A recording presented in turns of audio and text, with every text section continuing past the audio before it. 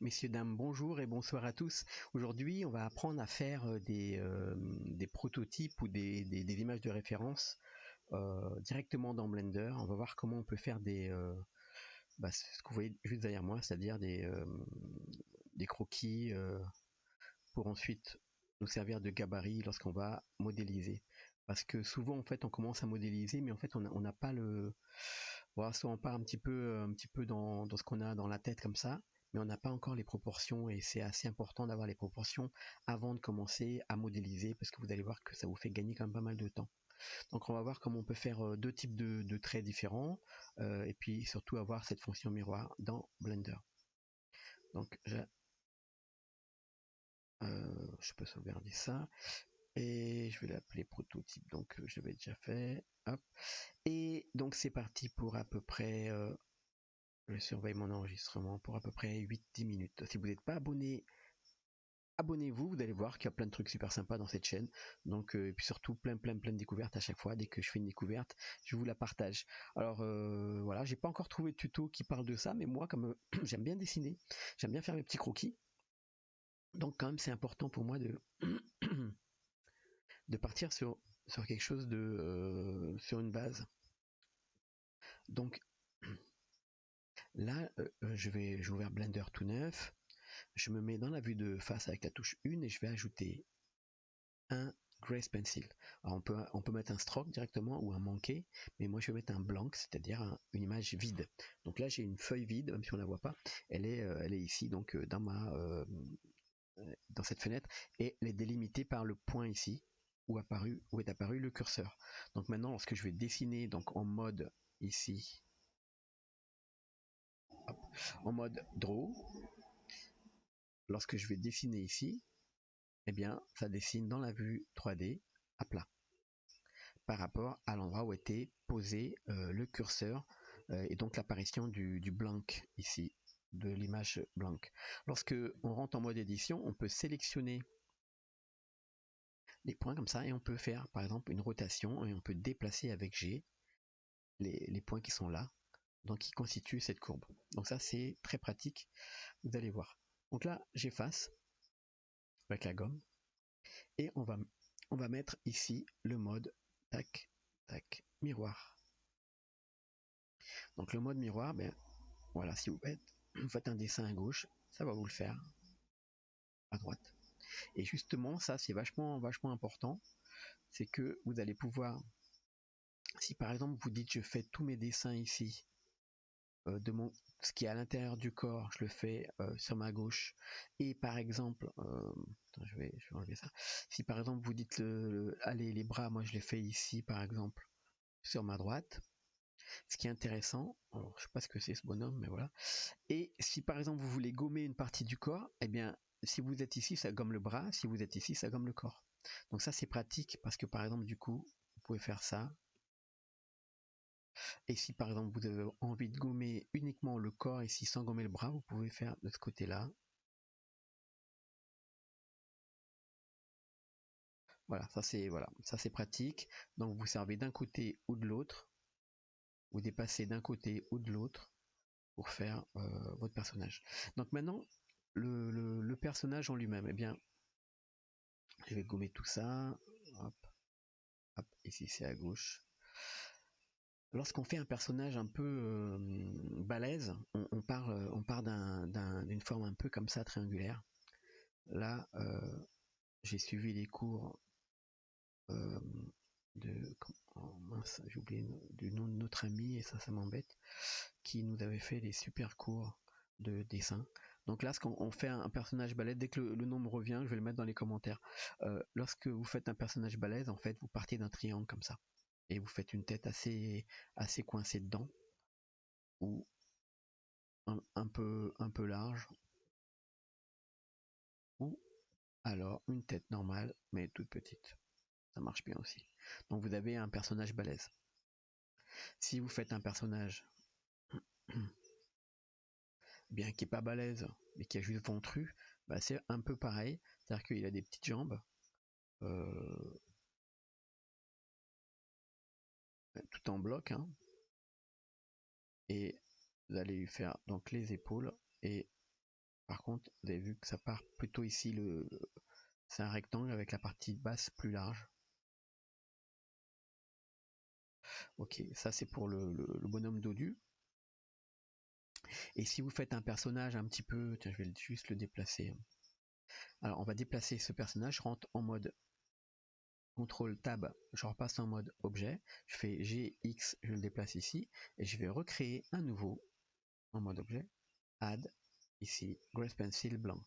Donc là j'ai recréé un blanc, je me remets en mode draw, et je vais remettre ici le miroir, et là je vais faire un personnage un petit peu plus jeune.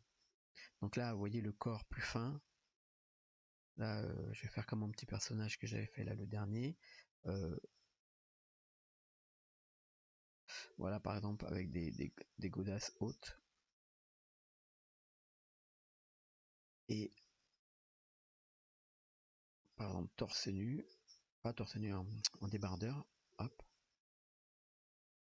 Et là, vous posez juste la base. Je vais faire des grandes box, voilà, c'est plus simple. Là, c'est juste pour le tuto. Et là, la tête, je fais une tête un peu cartoon. Un petit peu trop basse, la tête.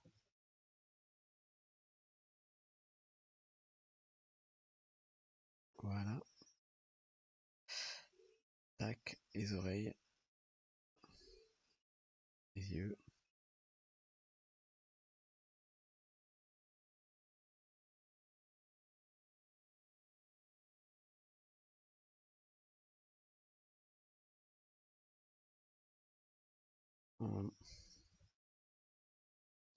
Voilà. Alors, c'est vraiment...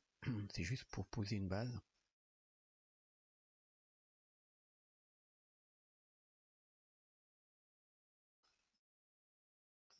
Voilà. Et donc vous avez les outils à découvrir. Je vous laisserai découvrir les outils que vous trouvez ici. Donc vous avez la courbe, des traits, etc. Des trucs assez sympas. Et vous avez les guides aussi. Si par exemple vous voulez faire des formes un peu carrées, vous pouvez activer le guide avec la touche C. Et par exemple si vous faites si vous dessinez des... il y a circulaire. Ok, d'accord. Donc ça fait une circulaire à partir du curseur, je crois, c'est ça. Ouais. Ok, donc les circulaires, ça peut aider. Donc vous avez des guides, et sinon vous avez des outils ici. Par exemple, si vous voulez faire un trait, voilà, ou une courbe, je vous montre ici. Alors je vais valider le trait. La courbe ici, qui est vachement sympa aussi. Si par exemple vous faites un trait de là à là, et ensuite vous avez les courbes, hop, ici, pour faire par exemple la forme du sabre. Et vous validez avec entrée. Voilà, le sabre à l'envers là, parce que il tiendrait la pointe. Vous avez donc vous avez donc la possibilité de dessiner comme ça, simplement. Et puis, je vais vous montrer rapidement ici comment créer une nouvelle brosse. Donc vous allez dans les textures ici, vous avez la couche de texture ici. Je vais vérifier mon enregistrement, ok ça va, nickel.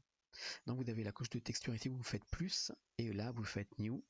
Et par exemple, ici, vous avez un nouveau matériel, ici, vous pouvez l'appeler plein par exemple, tac, et on va faire du plein. Donc là, vous êtes sur stroke, c'est la courbe. Donc là, la stroke, elle est là. Donc vous avez la couleur de la stroke. Okay. Et vous avez fill ici qui permet de remplir. Donc si vous faites cet outil-là, s'il est en fill par exemple, et vous mettez une couleur par exemple pour remplir, on peut laisser noir pour l'instant, et bien ça permet de, je vais gommer déjà ça, hop. Ça permet de faire toutes les parties pleines, et c'est vachement pratique. Par exemple, si vous dites, allez, le débardeur, hop, je commence ici, hop, voilà, ça fait le débardeur, le short, voilà. Ok, et voilà. Et pareil donc pour l'outil plein ici, vous avez la possibilité de mettre, de changer, par exemple mettre du fil dessus ou de changer la ligne. Par exemple, si je mets en dot, ça fait des petits points. c'est pas génial pour ça, mais c'est juste pour vous montrer qu'en fait, ça s'applique à l'ensemble de c'est comme des textures en fait, comme des matériaux. Quand vous changez le matériel, ça va changer tout le matériel d'un coup. Et voilà, c'est fini pour cet petit atelier. Donc, comme vous voyez, ça permet de faire des personnages assez simplement. Et ensuite, vous n'avez plus qu'à venir modéliser par-dessus votre personnage. J'espère que cet atelier vous a plu. Je vous donne rendez-vous pour le prochain atelier. J'espère que ça va être dans pas longtemps, parce que c'est vrai que en ce moment je suis à fond. Je suis sur la fin de mon diplôme de formateur. Voilà, et je vais le passer dans un mois, donc mais là je suis à fond sur les dossiers. Voilà, je vous donne rendez-vous donc pour la prochaine. Et puis en tout cas, donc si vous n'êtes pas abonné, ding ding ding ding, abonnez-vous, comme ça vous allez recevoir comme les notifications, comme si je suis pas là tout le temps, donc ne loupez pas un tutoriel. Allez, ciao tout le monde.